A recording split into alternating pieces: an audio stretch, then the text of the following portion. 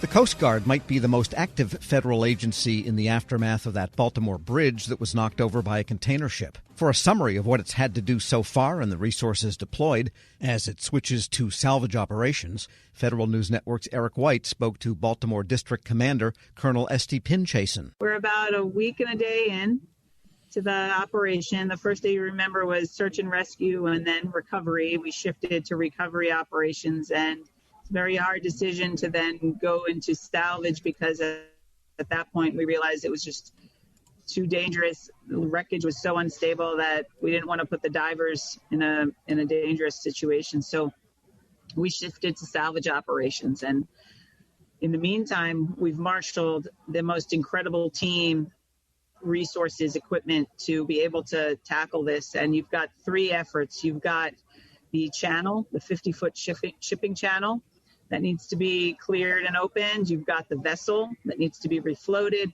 And then on the outside, in the area outside the channel, there's the bridge wreckage that needs to be removed so that we'll rebuild the Francis Scott Key Bridge as the governor describes. You need to know that while you've got these three efforts, they are being coordinated in an overarching manner through the Unified Command. The U.S. Army Corps of Engineers has brought on the supervisor of salvage from the United States Navy. Those are our nation's top salvage experts reaching into the salvage community. So we've got the right team here. And it's not just about the wreckage. It's not just about the engineering to get the wreckage out. We know that recovery of those 4 unaccounted personnel is a part of this.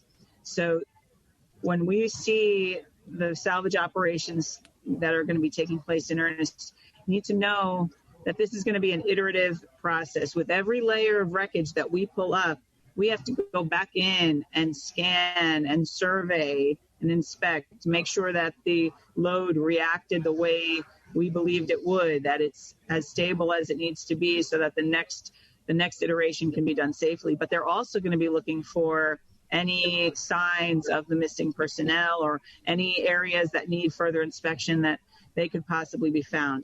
We all recognize that's a very integral part of this operation. We're not forgetting that. It's a part of every step. Yeah, can you give me I don't know if you have exact numbers or anything like that. Ballpark is perfectly fine. As far as those resources from the Army Corps of Engineers itself, can you just kind of tell me the sort of equipment and personnel that your agency is deploying to the situation?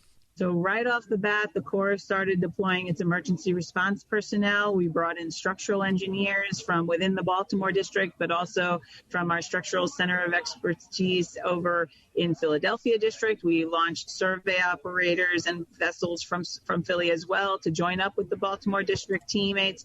We've brought in emergency managers and experts from areas around the Corps. And I don't know how much people know about the Corps of Engineers, but we're 38,000 people strong that literally build our country. We are engineering, our vision is engineering solutions to our nation's toughest challenges, and this is exactly what that is. But we bring in other partners as well, and that's where the Navy, and tying in with the Coast Guard and this unified command, all our state and federal partners, it's a very powerful partnership. Another thing to remember is that this community, the Baltimore community, we work together in this port on these channels all the time. The Baltimore District of the Corps of Engineers clears navigational hazards and maintains the depths of these channels all the time, whether people realize it or not. When they're ordering things on Amazon, that's why that's happening for our port. So the team that was able to spring together had the pre-existing human infrastructure of relationships to come together quickly. There wasn't a learning curve of figuring out who's who. So that made this response very quick and efficient. Yeah, I wanted to touch on that. This is a good segue into, this is such a heavy undertaking. How are you maintaining the standard operations that your district already does, the important work that your district is already responsible for, while also contributing to this recovery and rebuilding effort? We are not doing this alone. When I mentioned the unified command, the Coast Guard, who is responsible for the overall waterway, and their sector commander Captain Dave O'Connell, he is the captain of the port. So he's here with a massive amount of personnel experience and expertise to put together this unified command, along with the state, along with the Maryland State Police, all the state agencies, federal partners supporting and helping. We also have the responsible individual that represents the shipping company who is responsible for removing and refloating the vessel. So this is not done alone with the Corps. The Corps doesn't do anything alone. We are very reliant on our partners, and especially our partners in industry. Yeah, and apart from the government agencies that you're working with, what sorts of contractors have you all been working with in order to get this, thing underway? I imagine, somebody's got to have those cranes. Somebody is the shipping company itself responsible? Like I mentioned, we've got these 3 lines of effort. We have, so I'm talking from a salvage operations. The governor put out our priorities. We know the top priorities: recovering those families, recovering the missing for our families that are still here in Baltimore. When I step down into just the salvage operation, we've got 3 efforts here. We've got restoring the 50-foot federal channel, the shipping channel. We've got refloating the vessel. And then we also have to restore the overall waterway so we can rebuild the bridge.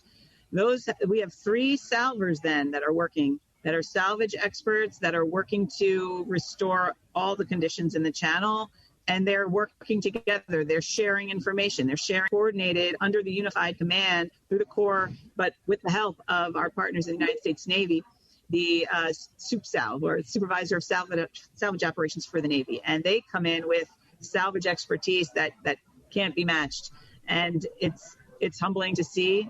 It's inspiring to me as an engineer to see them duking it out and figuring out the best way to get after these things. There's such passion here.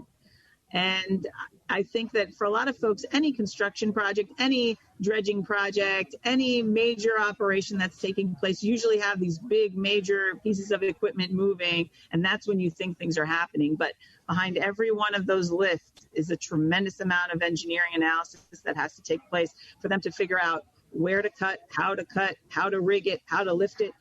I'm learning so much about salvage operations through here that to understand that sometimes rigging a particular load, if we're going to lift something that's near 1,000 pounds, because that's what we've got here. We've got a 1,000-ton crane that can lift a load that much. It's the Chesapeake 1000. You might hear it being referred to on the radio as the Chessie. If that's going to lift 1,000 pounds, you're going to have a lot of stabilization that's taking place. You might have additional cranes that are stabilizing other parts of the spans that are being cut and then lifted. Behind every one of those lifts, someone is designing how to cut it, how they're going to rig it, how they're going to lift it. And they're planning to do that, not just to get it up. They're planning on how they're going to lift it so that the load underneath will react a certain way so as to not endanger the crane operator and not to make the conditions more dangerous or complicated later. They're looking long-term out. Are there any sorts of timelines that have been established yet, or is it just still so early? No, it's so early. Honestly, we're focused right now on clearing the channel and hopefully recovering our missing personnel. That, from my vantage point, that's our top priority. Giving closure to those families that just celebrated Easter in an unthinkable way, and trying to find a way to work as close as we can, safely and as quickly as possible, to get as much traffic as we can back going through to the Port of Baltimore. We've got 8,000 workers from that port that had to make a mortgage payment 2 days ago. I think about that. I think about that's what's motivating me, because I know the Corps serves our country, but we're serving our people. And I know people can say that sounds cheesy, but that's exactly what that is. That's who we're serving. And can you tell me just about, how you heard about when it happened? It happened overnight. Living here in Maryland myself, all my social media feeds were ablaze with when this occurred. Can you just kind of take me through how you were alerted that such an event had occurred? So it's interesting how it happened. My mother-in-law was the first person to call my husband's phone.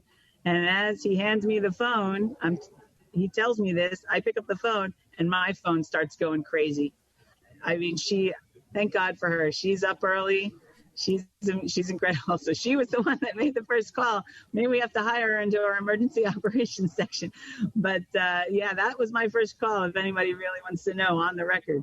And then I started getting calls while I'm on the phone with her, internal to my organization. So from that, I called immediately